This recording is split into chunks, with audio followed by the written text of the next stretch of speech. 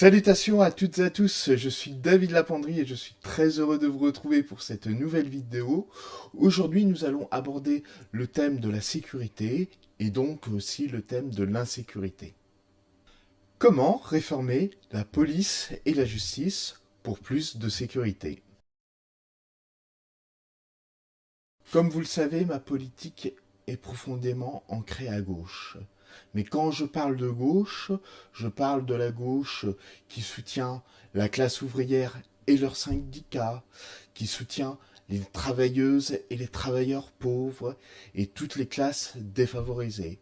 Donc je parle de la vraie gauche, je parle de la gauche de Jean Jaurès, et en aucun cas je parle de la gauche de M. Hollande ou de M. Valls, qui pour moi s'apparente plutôt à la droite, voire à l'extrême droite. Contrairement à d'autres politiques de gauche qui ont tendance à déprécier, négliger ce thème de la sécurité, je le trouve extrêmement important car les premiers à souffrir d'insécurité sont des personnes de classe défavorisée. Je me sens personnellement concerné par ce thème car j'ai vécu longtemps dans un quartier où il y avait des problèmes d'insécurité. Et là, je vais vous faire une confidence qui, dans la plupart des milieux de gauche, peut être tabou. Quand la police venait dans ce quartier, moi, j'étais content. Comme je l'ai dit, ce thème est très important, mais il peut être délicat, car d'un côté, il y a la police qui a un travail très difficile, et certains policiers souffrent beaucoup au quotidien dans leur travail, et de l'autre côté, il y a des victimes de bavures policières, notamment comme les gilets jaunes, et je suis évidemment de tout cœur avec eux. Et je rappelle que certains gilets jaunes ont été mutilés à vie alors qu'ils manifestaient pour défendre leurs droits. Bien évidemment, je soutiens toutes les personnes qui ont été victimes d'injustice, qu'elles soient gilets jaunes ou qu'elles fassent partie de la police. Si je suis élu président de la République en 2022, quelles mesures je prendrai pour rendre la société française plus sûre?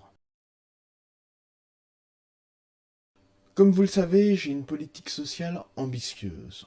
En faisant baisser la pauvreté, on devrait mécaniquement augmenter la sécurité. Le nombre de manifestations devrait aussi baisser mécaniquement. Et si jamais il y avait une manifestation, j'écouterais les manifestants qui défendent leurs droits légitimes.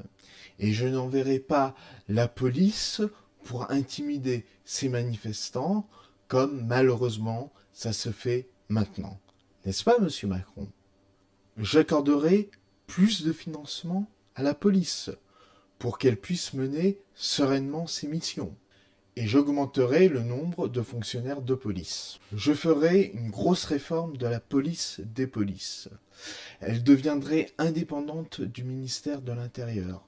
Elle serait gérée par des sénateurs de la 6ème République, par des citoyens et par des policiers spécialement formés pour travailler dans cette police des polices. Donc l'académie qui formerait les policiers des policiers serait différente que l'académie de police. Ainsi, on éviterait que des policiers enquêtent sur d'autres policiers. Je ferai tout ce qui est en mon pouvoir pour que les victimes de bavures policières obtiennent justice, notamment pour les victimes qui font partie des Gilets jaunes. Lors de la dernière manifestation de police, il a été dit que la justice est le problème de la police. Je trouve cette affirmation très inquiétante car elle s'attaque à un aspect précieux de notre République. Effectivement, ce n'est pas à la police de juger les prévenus, sauf dans des cas bien particuliers, comme donner des amendes, mais c'est bien à la justice de juger les prévenus. Cette affirmation peut aussi, plus ou moins indirectement, remettre en question la présomption d'innocence. Cette affirmation inquiétante montre qu'il peut y avoir un malentendu entre certains policiers et les valeurs de la République française.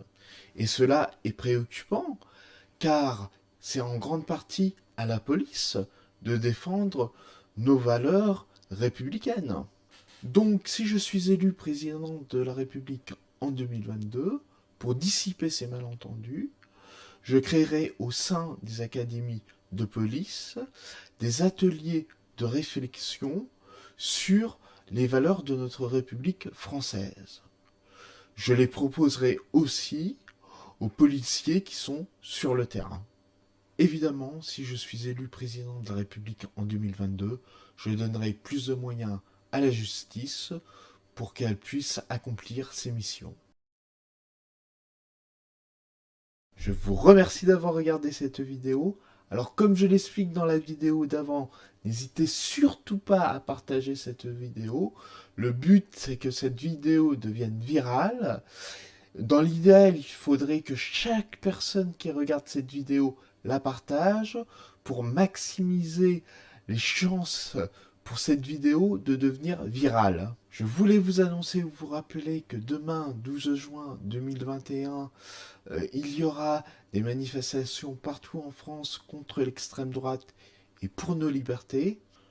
Je dois vous avouer que je ne suis pas sûr que je pourrai aller à l'une de ces manifestations à cause de mes problèmes de handicap, et puis en plus je n'ai pas de moyens de transport comme une voiture, donc ça risque d'être très difficile. Mais en tout cas, je suis de tout cœur avec les gens qui vont manifester et je les soutiens vraiment de tout cœur. Voilà, ben merci beaucoup de manifester. Je vous souhaite une très bonne journée, un très bon week-end et une bonne manifestation si vous allez à cette manifestation. Voilà, je vous remercie encore et je vous dis au revoir et à bientôt.